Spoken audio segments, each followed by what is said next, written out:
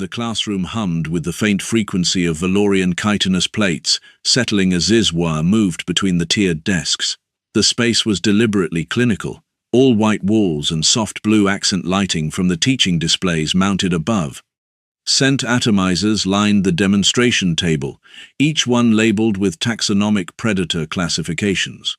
6 students occupied the room, their various exoskeletons and skin tones creating a rainbow of alien biology against the neutral backdrop. Zer's 2 large compound eyes fixed on the group with practiced intensity. The mandibles clicked once, deliberate and controlled, a sound his students had learned to recognize as the start of an important lesson. His chitinous frame stood rigid. In that way, predators stand when they are about to explain something they consider vital to survival. Velis sat in the front row, her pale blue-white skin nearly glowing under the clinical lights. Her bioluminescent markings across her cheeks pulsed with curiosity as she leaned forward, her teal tendril hair falling forward in anticipation. She was younger than the others, barely out of her second academic cycle, and her enthusiasm sometimes made the older students cringe, but today she was focused. She had asked to audit this class specifically because it involved human behavior, and she wanted to document everything. Keth sat 3 rows back, her emerald green skin catching the light in subtle patterns. Her ice blue eyes tracked Zer's movements, with the methodical precision of someone trained in reconnaissance. She had served on survey missions to hostile worlds, and had learned that understanding predatory behavior kept you alive. Her bioluminescent markings remained dim, a sign of her controlled emotional state. She took everything seriously. Zer's left arm rose, 2 fingers pointing to the projection screen behind him. His right arm remained at his side, fingers clicking slightly against his thigh in that nervous habit he had developed over decades of teaching. The screen flickered to life and displayed a massive creature with teeth like spikes and eyes like burning coals. The apex predator identifies its prey through 3 primary sensory channels, XYR said, his voice carrying the slight clicking undertone of his species. Visual confirmation, thermal signature detection, and most critically, olfactory tracking. The prey animal attempts to mask these signals. It fails. The predator hunts, the prey dies. This is the natural order across 97% of known species hierarchies. Velis's hand shot up before he finished speaking. Her bioluminescent markings brightened with excitement, shifting to a soft golden tone. Professor, XYR, do humans have all 3 sensory channels? She asked, her words tumbling over each other in her rush to speak. Zr's mandibles clicked several times in succession, not the controlled rhythm of teaching emphasis but the faster cadence of mild frustration. Humans have 2 functional systems only. Their olfactory capabilities are pathetically underdeveloped. Their thermal sensing is essentially non-existent. This is why they are among the most dangerous species in the galaxy. Keth's eyes narrowed slightly.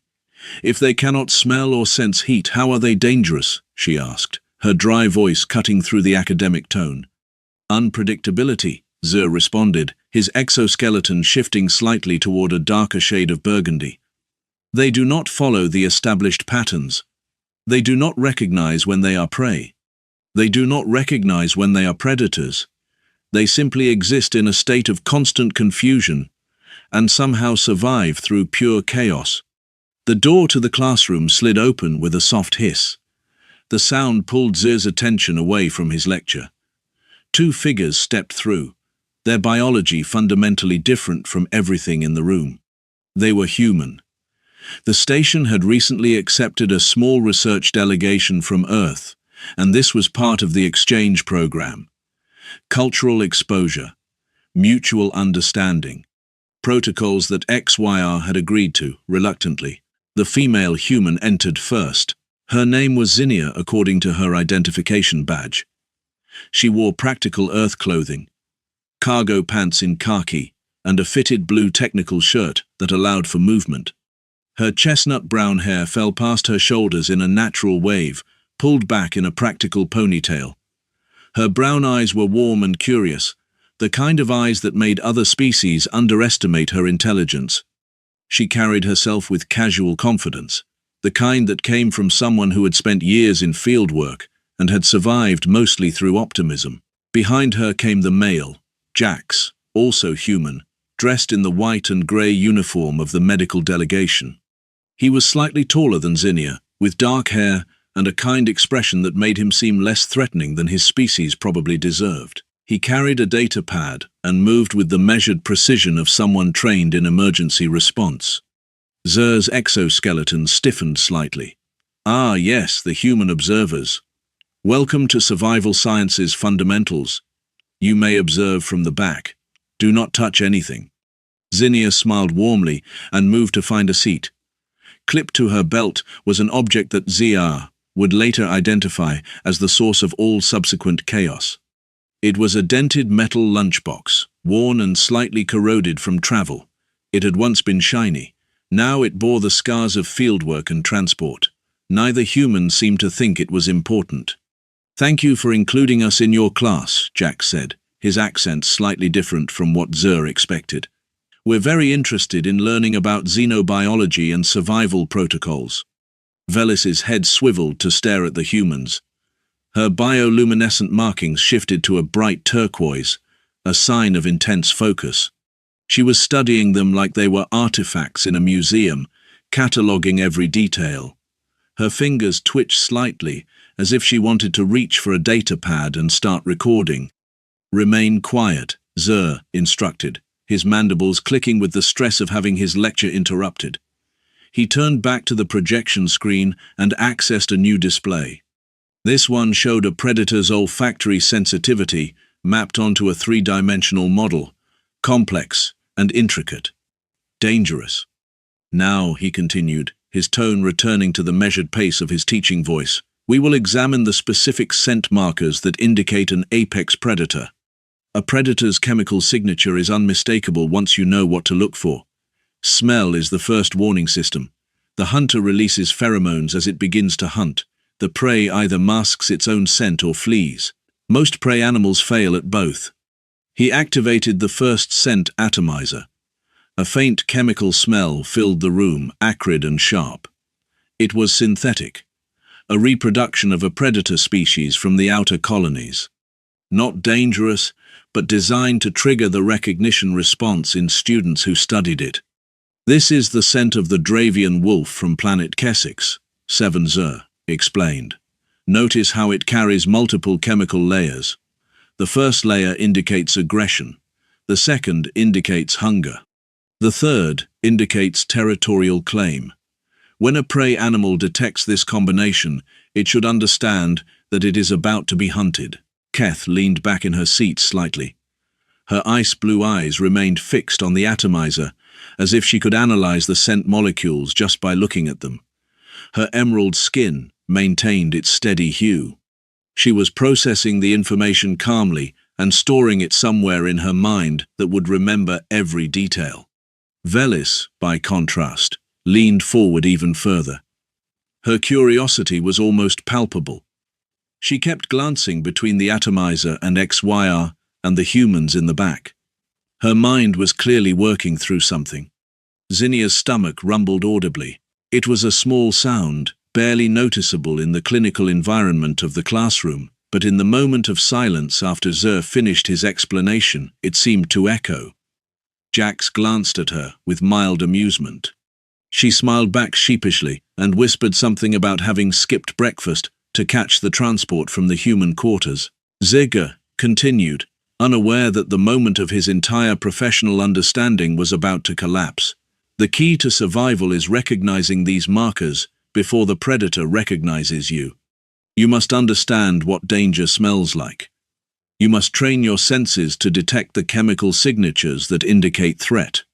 Once you can identify a predator by scent alone, you can take appropriate action. Avoidance, defense, submission, depending on the species and situation." He deactivated the first atomizer and reached for the second. His right hand moved with practiced precision, his four-fingered hand grasping the second container. As he lifted it, he began to explain the next demonstration. "This is the scent of the Veluthan apex hunter from the northern ice colonies of Veluth, 9. Notice the difference in the chemical composition. This one carries markers of extreme cold adaptation. The pheromones are designed to spread rapidly in frozen air. They reach prey from greater distances. The Veluthan must be more efficient because its prey is faster in the frozen terrain. Zinnia reached down to her belt. It was a completely innocent gesture. She was hungry. Her stomach had made that abundantly clear. She had brought food for exactly this reason. A lunch prepared that morning before boarding the transport to the station. She had packed it carefully in her dented metal lunchbox, the same lunchbox she had carried through 3 planetary surveys and 2 deep space expeditions. It had protected her food from radiation and temperature fluctuations and the general chaos of interstellar travel. Now she unclipped it from her belt and prepared to open it. XYR's 2 large compound eyes registered the movement, but did not immediately process its significance. He was in the middle of his second demonstration, explaining the chemical markers of apex predators, talking about how prey animals fail to recognize danger until it is far too late. Velis, however, saw the movement, and her entire body tensed with fascination. Her bioluminescent markings shifted to a bright golden yellow, the color of intense interest and excitement. She leaned so far forward that she was practically standing, her pale blue-white skin shimmering under the classroom lights. "What is that object?" Velis asked urgently, her voice cutting through Zer's explanation. Zer paused mid-gesture. His mandibles clicked once in irritation at the interruption. His exoskeleton shifted slightly darker, a sign of his building frustration with the lesson being disrupted. "A question for after the demonstration," he said sharply. But Zinnia was already opening the lunchbox. The smell hit the room like a physical force. It was layered and complex. There was the sharp tang of preserved human meat, the kind that humans cured and seasoned for long-term storage. There was the sweet fermentation of fruit, earth-grown organisms packed with organic compounds designed to preserve them. There was the salt, the spices, the chemical complexity of human food preparation. There was the faint scent of plastic and metal from the container itself, mingled with traces of human skin oils and sweat from days of wearing the lunchbox on her belt in the human quarters.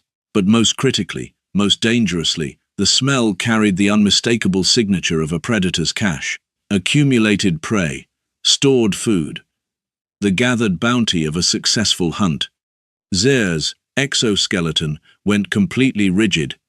Both of his large compound eyes snapped forward with such intensity that his entire head seemed to lock in place. His mandibles froze mid-click, caught between the controlled rhythm of his teaching and the instinctive response rising from somewhere deeper in his chitinous biology. Keth's bioluminescent markings shifted to bright turquoise in an instant. Her ice-blue eyes locked on the lunchbox with the precision of someone who had been trained to identify threats. She took a sharp breath, or something approximating it given her alien physiology, and began to shift her body backward in her seat. Velis gasped. Her bioluminescent markings exploded into brilliant golden white, nearly blinding in the clinical lighting. She stood up completely now, her pale blue-white skin practically vibrating with a mixture of fear and overwhelming curiosity. "Professor," Zinnia said brightly, completely unaware that she had just triggered every predator recognition instinct in the room, "I brought sandwiches. Would anyone like to try some human food?" Zer's exoskeleton darkened. It was not the gradual shift of stress. It was not the slow change of discomfort. It was an immediate, violent darkening, as if all the color was being drained from his burgundy and black-striped frame, leaving him nearly black in an instant.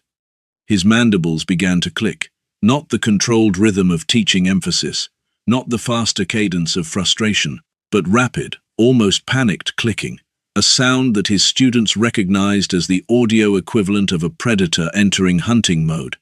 "No one," XYR said, his voice dropping to a tone that somehow sounded both controlled and absolutely terrified. "Move. Absolutely no one move. That is a predator's cache. The human is displaying the accumulated bounty of a successful hunt.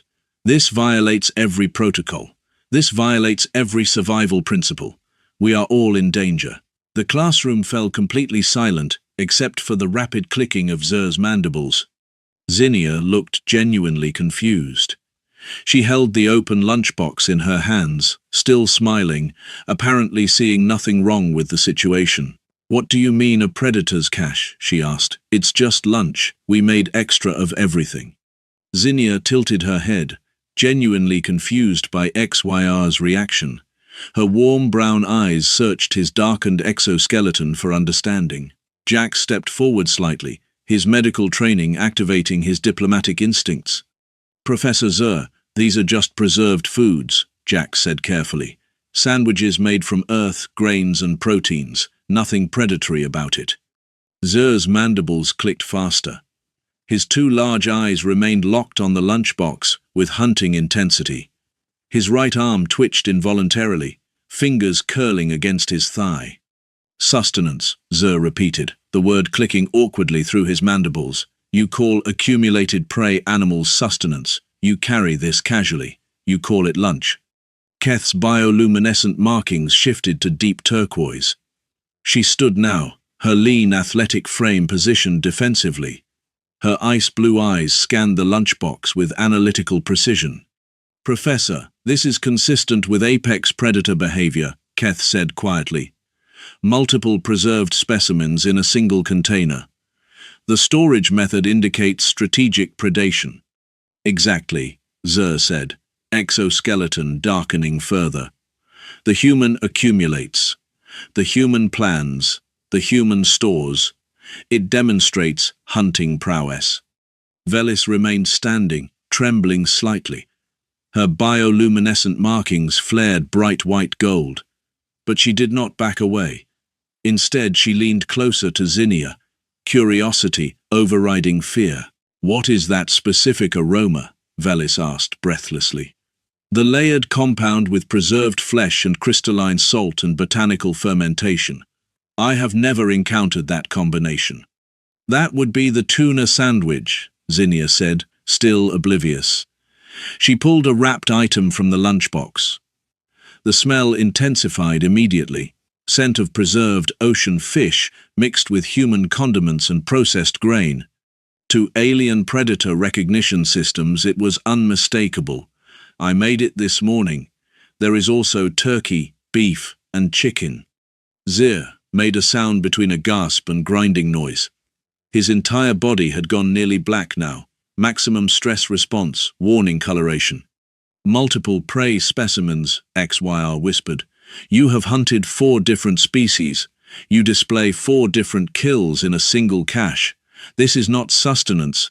This is dominance display." Jax rubbed the back of his neck, frustrated resignation evident. He had spent 3 months on this cultural exchange program. He tried again with careful precision. "Professor, we do not hunt these animals ourselves," Jax explained patiently. "We have domesticated them. We farm them. We raise them specifically for consumption. It is agricultural behavior, not predatory behavior. The animals are bred in controlled environments. They are processed in facilities designed for that purpose. There is no stalking, no killing instinct required." XYR's mandibles stopped clicking entirely. His 2 large compound eyes blinked slowly, processing this new information. His exoskeleton remained dark, but stress response shifted into something more analytical. "You have removed the hunt from hunting," Zer said slowly. "You have created prey without predators. You have made survival into an industrial process." "We have made feeding safe and reliable," Jax agreed. "Humans used to hunt wild animals. It was dangerous, unpredictable. So we developed agriculture. We created systems where food production does not require risk." "But you still smell like predators," Keth observed, ice-blue eyes narrowing. "Your chemical signature matches every apex predator I have studied. Your behavior matches hunting patterns. Yet you claim you have removed hunting from your species." "We have internalized it," Zinnia said unexpectedly. Her warm brown eyes brightened as she understood what the aliens struggled with. Hunting used to be about survival and dominance and territory, but we evolved past that. Now, hunting is about habit, about culture, about predatory instincts we no longer need. So we channel those instincts into food preparation, instead of actual predation. Velis had stopped holding the sandwich. She was recording detailed notes into her datapad. Her bioluminescent markings shifted to warm golden color, sign of intense intellectual excitement. "This is extraordinary," Velis murmured. "The human species has developed a psychological system where they satisfy predatory drives through cultural and culinary practices rather than actual predation. This represents a fundamental shift in how we understand apex predator development." "Vroth needs to hear this," Keth said suddenly, glancing toward the classroom door. "The security commander has theoretical frameworks for understanding predator behavior. This will either confirm his models or break them entirely." "Vroth's models will break," Zer said with absolute certainty. His exoskeleton had begun to shift back toward normal burgundy color. His mandibles clicked once, slowly, as if consciously fighting back stress response. "I have studied xenobiology for 12 years. Vroth has studied security threats for 20. Neither of us understood that humans are predators who have weaponized their own predatory nature into cultural practice." The classroom door slid open. Vroth's massive frame filled the entrance.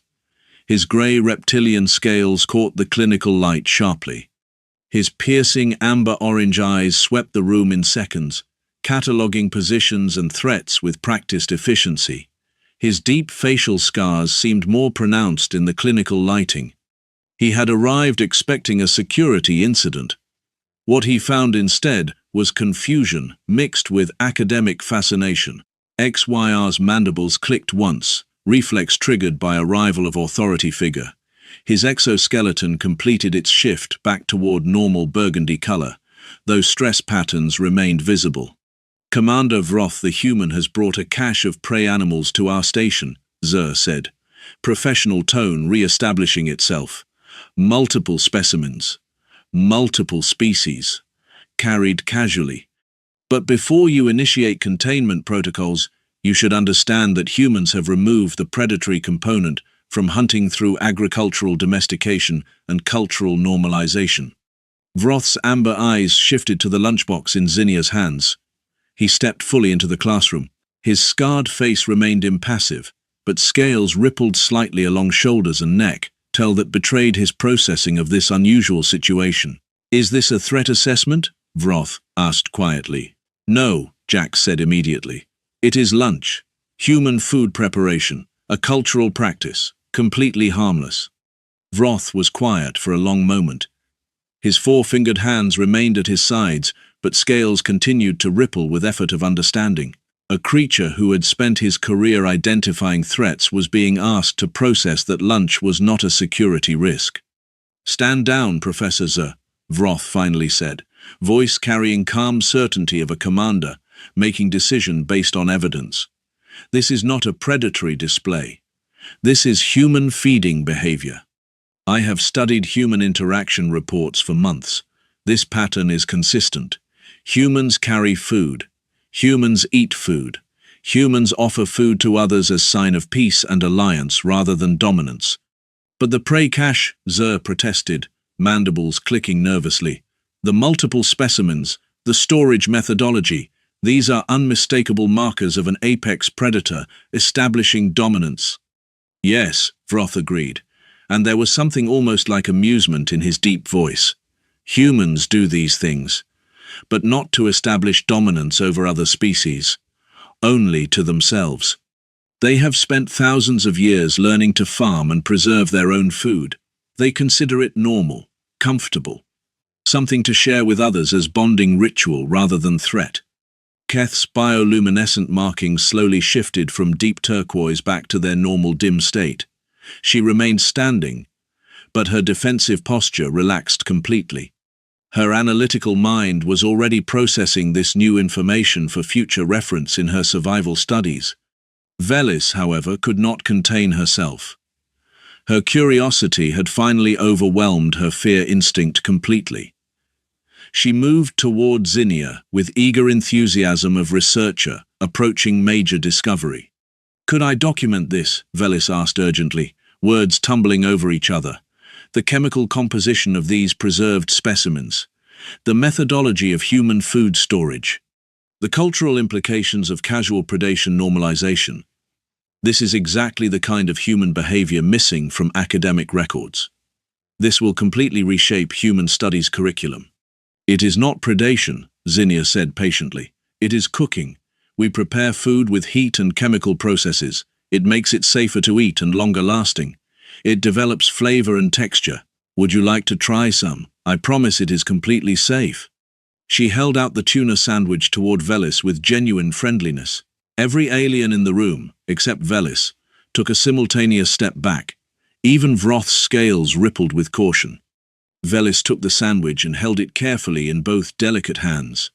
Her bioluminescent markings flared bright golden, nearly blinding. She brought it close to her face, not to consume it, but to study it with dedication of academic researcher. Her large dark eyes examined every detail of preparation, wrapping, visible layers of ingredients. She began to murmur observations into her datapad with rapid precision, cataloging components and textures and scent markers as if documenting major scientific discovery. Zir's exoskeleton had returned almost to its normal burgundy color. His two large compound eyes remained locked on the lunchbox, but with curiosity now rather than fear. His mandibles clicked occasionally, nervous habit that had clearly become entrenched stress response pattern. I have studied human behavior for 12 years, XYR said slowly, voice taking on tone of genuine confusion mixed with academic humility. I have theorized about their predatory nature. I have created curriculum around their unpredictability. I have dedicated my professional life to understanding what makes them dangerous. And yet you have just demonstrated something that contradicts all of my research fundamentally. What is that? Zinnia asked, pulling out another sandwich, this one turkey wrapped in careful layers of fresh vegetables and condiments. Humans do not hunt for dominance, XYR said carefully, mandibles clicking softly as he worked through concept methodically. Humans do not hunt to establish territory over other species. Humans do not hunt to prove their strength to potential mates or rivals. Humans hunt because they are hungry, and they have developed elaborate methods and cultural systems to make hunting more convenient and less violent. You store your prey so you do not have to hunt constantly through all seasons. You preserve it so you do not have to hunt during seasons when prey is scarce. You have essentially removed the danger from predation and made it into routine, comfortable practice. Jax nodded slowly, relief evident in his expression.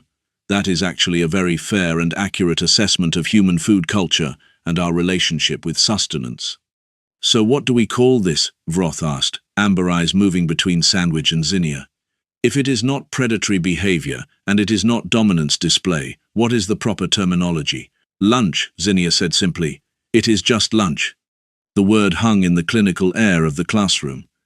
The other aliens seemed to contemplate it. Vroth's scales rippled thoughtfully. Keth's bioluminescent markings flickered softly. Zer's mandibles clicked slowly, testing the word in his mind. Lunch, Zer repeated. Not hunt, not cache, not conquest. Lunch. Yes, Zinnia confirmed. She pulled out 2 more sandwiches and set them on the demonstration table, right next to where scent atomizers had been. And in human culture, when you bring lunch, you bring extra to share with others. It is a friendly gesture. It is a sign of trust and cooperation. Humans weaponize trust, Keth observed, but there was something almost like humor in her dry voice now. They use food as bonding mechanism. They make themselves vulnerable by inviting others to consume what they have prepared.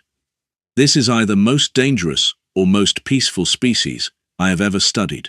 Both, Jack said.